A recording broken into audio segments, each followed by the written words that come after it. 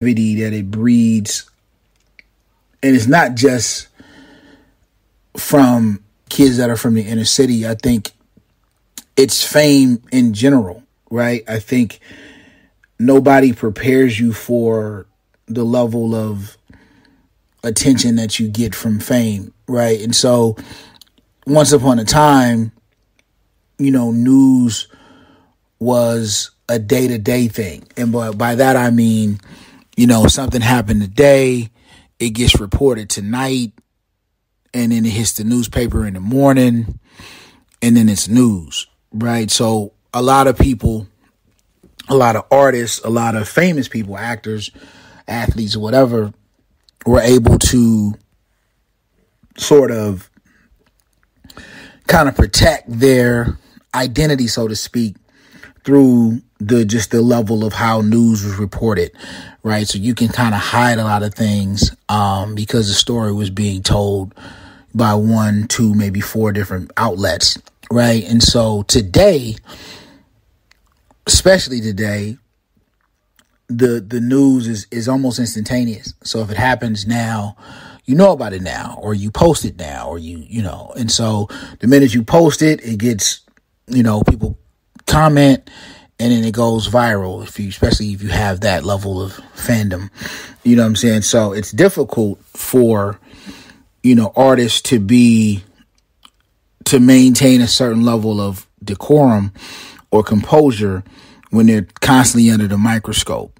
And so you add that to just being under the watchful eye of society, and then society feeling like they have the right to display their opinion because they have a vehicle in what we call social media to be able to judge and nitpick and dissect everything you do, say, and wear. Is difficult, right? So when I look at my journey as an artist, there was only a couple of vehicles to where I could launch that, right? And so you heard me mention the Wake Up Show. So the Wake Up Show was a show that was on 92.3 The Beat in LA back in the 90s. And it was just a hip hop show. It was with Sway, who everybody knows Sway from MTV, and, Sway from Sway in the Morning now. But back then, he was, a mainstay in the underground. Not that he's not now, but he was a mainstay in hip hop culture. And the show, him and Tech and DJ Revolution were integral in launching people's careers, so to speak, myself included. But they played nothing but hip hop, and the people they had on were hip hop people, and these were people that were on the ascent to being great, right? So one of the episodes I was on, Biggie was on, right? And so they had this thing called 11 o'clock battle, so they would let anybody from off the street come in and rhyme, over a beat, and, you would go at it. And sometimes it would be battle. Sometimes it would just be people just trying to, get exposure. And it was able to launch me to a certain level of prestige in the LA scene, and then eventually, throughout the country, and then eventually globally, because they were a simulcast, and they were playing in a different country. So, but if you take that time to now, to where, say I was on Sway in the Morning and it was on video, and those verses and times I was on the show and the people that I was on the show with, that stuff would have gone viral, and I'd probably be way more successful, or at least I'd be way more popular. And I'm not quite sure I would have been able to handle the vitriol that comes from success, right? And so I think a lot of times what celebrities fall into the trap of is they feel like they have to respond to every Tom, Dick, and Harry that has a response to one of their posts or one of their videos, or whatever the case may be. And so they get so caught up in feeling like they have to prove their point or make their point, or defend their point, or whatever the case may be. And that's very, very difficult to do. So you add all that level of attention and people being opinionated on top of whatever baggage you come into fame with.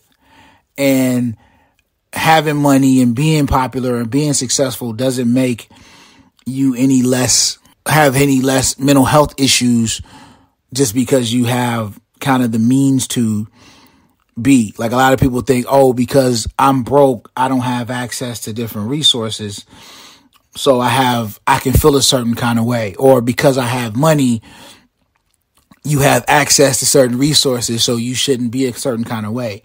But mental illness, it shows no class, no race, no gender. It is what it is. And so if you come into a level of popularity and you don't have those things in check, you will start to unravel, or it'll start to unravel you, because of the level and the speed in which, and then the access that people will have to you if you're somebody that lives in the social media sphere, right? And so we often tell kids, like, older people like myself, like, well, these kids are online getting cyberbullied, why don't they log off? And it's not that easy for them. They don't know what life was like before social media, most of these kids. So they live there, right? They live on Instagram and TikTok and Snapchat and Twitch and whatever else, Discord and whatever platform that they use to communicate. They live there. So being away from it means you can't talk to friends. You can't talk to the circle of people you created around whatever social media avenue you use. So it's not easy to just walk away from it. That's like walking away. It's like not going to school, right? It's like, because that's where everybody is at.